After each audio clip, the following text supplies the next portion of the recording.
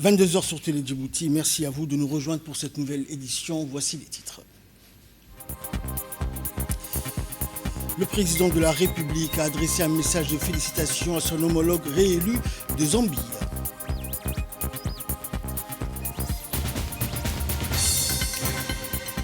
Lancement des concertations pour finaliser la feuille de route 2026-2030, un travail mené par le ministère du Travail. Et les médiateurs s'apprêtent à relancer les efforts pour mettre fin à la guerre et renouer le dialogue entre Washington et Téhéran. Voilà pour les titres, bonsoir à tous. Le président de la République, Ismaël Omar Guelleh, a formé des vœux de succès et de réussite à son homologue zambien, Hakainde Hichilema, déclaré hier vainqueur du scrutin présidentiel organisé le 13 août dernier dans ce pays. Le score largement dominant qui a disposé à votre nouvelle victoire électorale et à l'évidence l'illustration parfaite de l'adhésion majoritaire de vos compatriotes autour de votre vision politique, a écrit le président Guelleh dans le télégramme de félicitations envoyé à M. Hichilema. Nul doute que le renouvellement de confiance dont vous venez de bénéficier aura valeur de dynamique supplémentaire dans votre quête inébranlable à conférer tous les attributs du développement durable à votre pays et à votre peuple, a dans le même document noté le chef de l'État. Soyez sûr, Monsieur le Président, que vous trouverez toujours auprès du gouvernement et du peuple de Djibouti tous les concours propices aux relations d'amitié et de coopération entre nos deux nations, a par ailleurs indiqué le président Guelleh, réitérant ses chaleureuses félicitations à son homologue réélu de Zambie. Le ministre du Travail chargé de la formalisation et de la protection sociale, Yonis Ali, a présidé aujourd'hui la cérémonie de lancement de l'atelier national de concertation consacré à la finalisation de la feuille de route pour la période 2026-2030. La cérémonie de lancement du projet s'est déroulée en présence de la ministre de la Jeunesse et de la Culture, Fardouza Moussaïgué, avec la participation des représentants de plusieurs ministères sectoriels ainsi que des partenaires financiers et techniques du ministère du Travail. Cette réunion réunit les différents acteurs concernés afin d'identifier les priorités et de définir les principales actions à mettre en œuvre pour renforcer les politiques en matière de travail et d'emploi. La feuille de route 2026-2030 constitue un engagement collectif en faveur de l'emploi et du travail à Djibouti. Elle vise à renforcer l'accès à l'emploi, développer les compétences et promouvoir également des opportunités professionnelles durables pour les jeunes et leurs demandeurs d'emploi. Cette feuille de route couvre plusieurs axes essentiels pour soutenir le développement de Djibouti, notamment la promotion de l'emploi et de l'insertion professionnelle, le développement de la formation et des qualifications, ainsi que la promotion du travail décent. Participative qui a guidé son élaboration.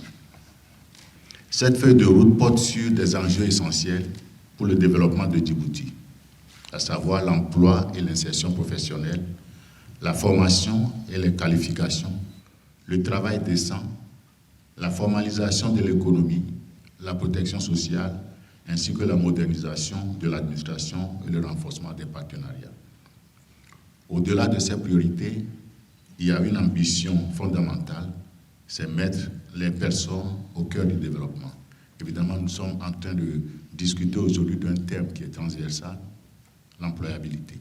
Et je crois que c'est l'être humain, c'est l'homme avec grand H et surtout les jeunes qui sont au centre. Cette ambition rejoint pleinement les orientations du secrétaire général des Nations Unies, Antonio Guterres, qui rappelle que le bien-être de la population, la dignité humaine et le travail décent doivent être au cœur des politiques de développement. Et prenant la parole lors de cette rencontre, la ministre de la Jeunesse et de la Culture, Mme Fardouza Moussaïgué, a indiqué que cette feuille de route constituait une étape importante pour renforcer les opportunités d'emploi, favoriser l'insertion des jeunes sur le marché du travail. On l'écoute.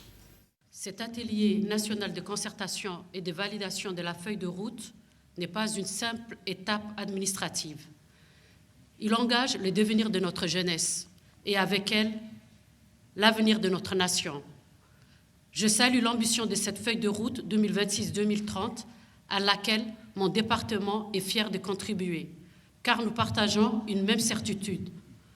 Insérer un jeune dans la vie professionnelle, c'est lui rendre sa place, son droit de bâtir son propre avenir.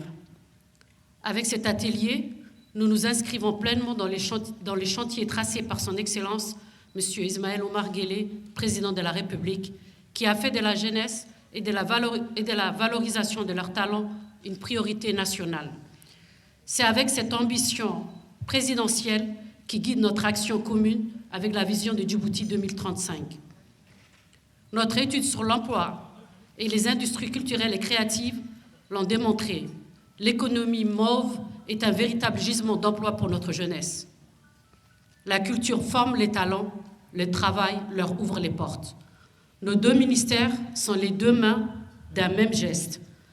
C'est pourquoi je propose que nous avancions désormais ensemble, autour d'interventions conjointes, concrètes et partagées. Que cet atelier soit le point de départ d'une alliance durable au service de notre jeunesse. Et de son côté, le ministre du Travail a insisté sur la nécessité de renforcer l'emploi, de développer les compétences et de créer davantage d'opportunités pour les jeunes. Nous sommes réunis aujourd'hui pour définir l'ensemble des priorités qui guideront nos actions au cours des 5 prochaines années. Nous sommes réunis pour répondre à une question fondamentale. Comment faire en sorte que la transformation économique de Djibouti crée davantage d'opportunités pour nos concitoyens, en particulier pour notre jeunesse et nos femmes, tout en construisant un marché de travail plus moderne, plus inclusif et plus protecteur. C'est autour de cette ambition que doivent s'inscrire nos échanges au cours de ces 2 journées. Mesdames et Messieurs, Excellence Madame la Ministre, sous la haute impulsion de son Excellence, le Président de la République, Al-Hajj Ismaël Omar Guelleh, notre pays a engagé une transformation profonde de son économie. Djibouti a renforcé ses infrastructures, développé ses capacités logistiques, consolidé sa connectivité et affirmé davantage son rôle stratégique dans la région. Ces transformations ont ouvert de nouvelles perspectives, mais elles nous imposent également une nouvelle exigence. Faire en sorte que les bénéfices de cette transformation se traduisent davantage en emploi, en compétences et en opportunités pour notre population. Mesdames et Messieurs, la feuille de route 2026-2030 doit constituer un véritable instrument de transformation de l'action du ministère. Elle ne doit pas être une simple compilation d'activités. Elle doit être un cadre clair, cohérent, opérationnel, permettant de définir nos priorités, de préciser les responsabilités, de mobiliser les ressources et surtout de mesurer les résultats. Notre action devra notamment s'articuler autour de plusieurs priorités: l'emploi et l'insertion professionnelle, le développement et l'adéquation des compétences avec les besoins de l'économie, la promotion du travail décent et du dialogue social, la formalisation de l'économie et le renforcement de la protection sociale, la modernisation de l'administration du travail. Le gouvernement doit fixer les caps et garantir un environnement favorable. Le secteur privé doit être davantage associé à la définition des besoins en compétences, à la formation et à l'insertion.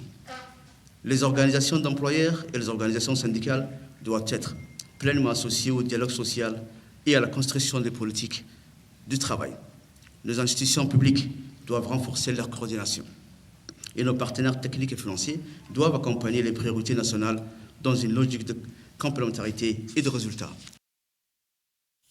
Dans l'actualité également, le ministère délégué à la décentralisation organise aujourd'hui à Dikil la 3e et dernière étape de sa tournée de sensibilisation dans les régions du Sud consacrée à la lutte antivectorielle et à la présentation d'Aquabac avec l'appui technique de Djib Pharma. Cette dernière étape a permis de poursuivre les échanges avec les acteurs locaux et de recueillir leurs besoins en matière de prévention et de lutte contre la prolifération des moustiques. La rencontre de Dikil a notamment réuni des représentants des autorités et de l'administration régionale. Une formation technique consacrée à l'utilisation d'Aquabac a également été proposée afin de permettre aux participants de mieux comprendre les modalités d'utilisation de cette solution biologique au niveau des gîtes larvaires. Les échanges ont porté sur les problématiques rencontrées sur le terrain, notamment dans les zones agricoles et les espaces susceptibles de favoriser la prolifération des moustiques. Les participants ont pu également échanger et partager leurs observations afin d'identifier les réponses les plus adaptées aux réalités de la région. Aquabac, larvicide biologique déjà utilisé par le ministère de la Santé dans le cadre du programme national de lutte contre le paludisme, intervient au stade larvaire du moustique directement dans les eaux où celui-ci se développe.